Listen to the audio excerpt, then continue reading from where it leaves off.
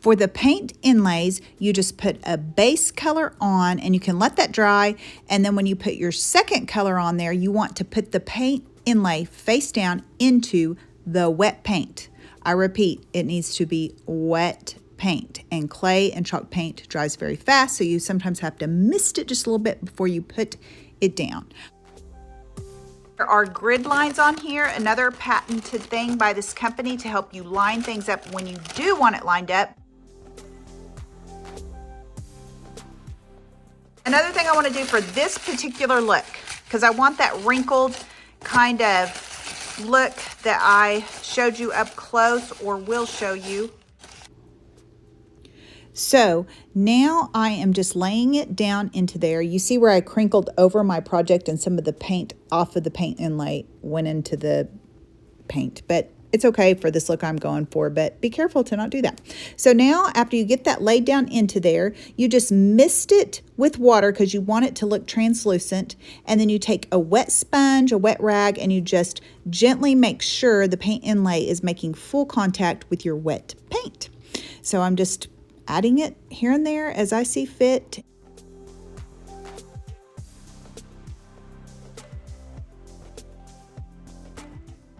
When using your sponge or your rag to make sure the image adheres, don't manhandle it too much and push all your moisture and your paint out from under your paint inlay. Water, or just add a little bit more paint because you do want it wet so that it can do its job. There is a thin place with no print on it that you need to cut so that they can match up together.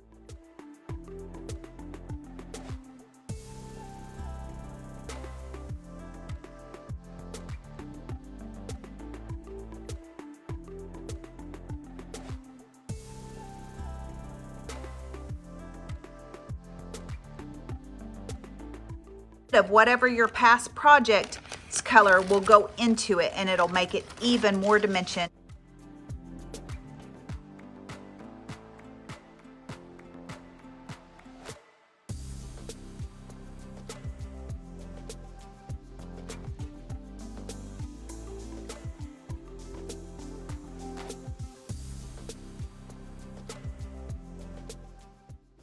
So here I am just taking my wet rag and wet distressing back so that the base color that was originally there will show through. And it is so cool. And there's no right or wrong in here. Just, you know, salt to taste here. Do as much or as less as you want. All right, now we've let them dry, and you can tell they're dry because they're opaque looking.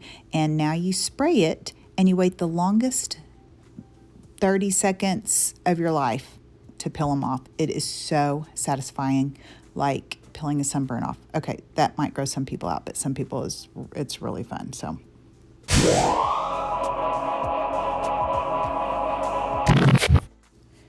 the paint inlays can dry in an hour. Sometimes it might take more hours. You can leave them on for weeks, for months, and then when you're ready to take them off, just mist them with water and wait the longest 30 seconds of your life. I'm telling you, 1 Mississippi, 2 Mississippi, it's awful. It's so exciting.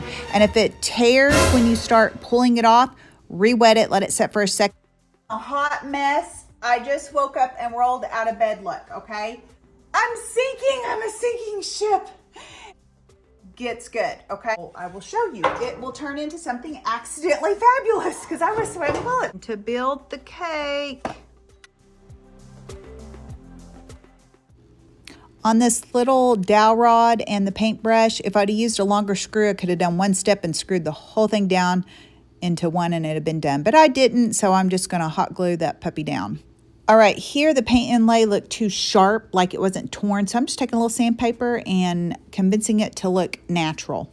All right, I'm using 10-minute fast cast resin, and I love this stuff because I am not a patient person, and so you just mix it up, equal parts. A and B has to be pretty accurate. You pour it in, you move it around with a stick to get it in all the grooves, and then once it turns white, you pop those puppies out. It is so satisfying and so fun. This can be used with air dry clay too, but I wanted it to stick above the image so the resin pour is a little more strength.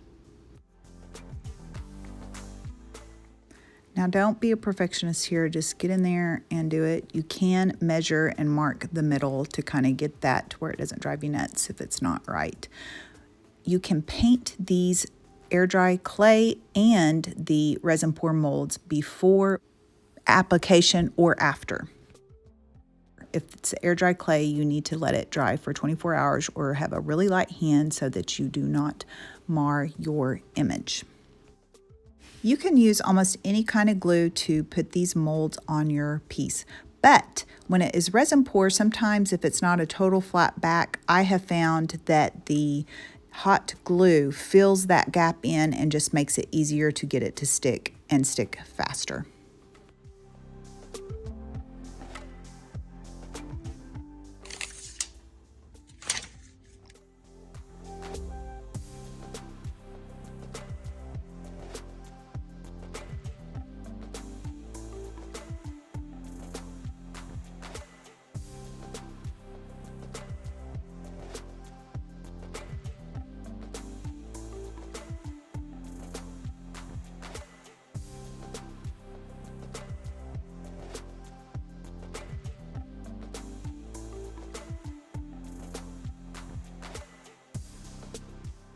Trivia question. What makes hot glue really make your project stick? It's your skin. It's the skin you burned off your body.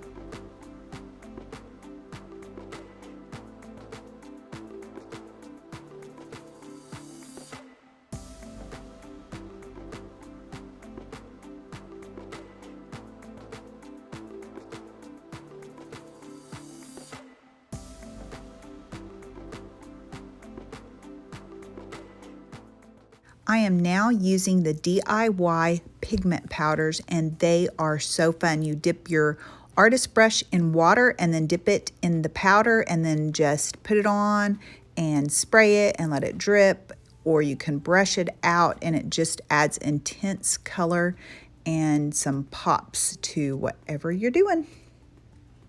Me at the beginning of my artist journey in paint. Oh, I will never do the drippy look. That looks terrible. Me. Now, I can't get enough drippy. Let it drip, drip, drip, drip, drip.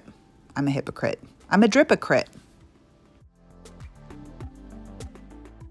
Now I am sealing my clay paint with a clear wax, and then I'm going to go around the edges with black wax, but anytime you use colored waxes, you need to go ahead and do clear first so that you can have more control and it doesn't suck it up too strong in one spot and not be able to be wiped back and blended out.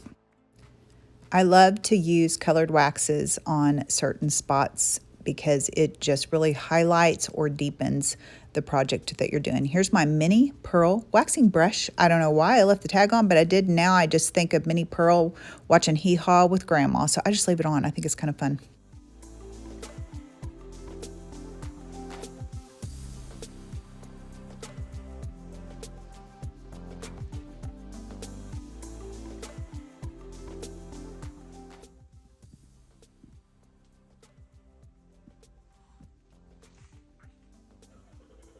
I could hot glue this, but look, the drill and the screw, because I love power tools. I did not use a drill until my mid-40s. I think I was just like freaking out about power tools. Like, oh my goodness, I can't do it. I don't know how to do it. And then my husband, I just watched him long enough and had to wait on him long enough to come do my stuff. I finally overcome fear and just started doing stuff. So it'd been good to measure if that was deep enough. No, I just like to get on there and go, and then we'll figure it out, right? I do love my phalanges, so I am very reverent when I use the cutting power tools. Oh, it's scary, let me tell you. It's art, so, you know, you use screws and weird stuff, so that's another reason I thought, just let it show. Loving this cordless glue gun because, oh, shoot. Now, I should have taken that off.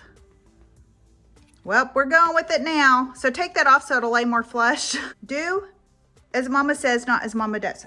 $2 and somebody didn't buy it. What's wrong with them? That is a seriously vintage. Oh, guys, this is so fun. He's going. He's going. He just may need a little bit more encouragement here. There's a saying, less is more. I don't like that saying. I like more is better. So, hey, this is art. This is where you just have fun. It makes me think of something I learned in home ec, though, back in the day. When you plate food or make a meal, color, texture, and variety are the things that you should have. Well, it's true with art, too. Creating can be a way to feed the world, so let's get cooking.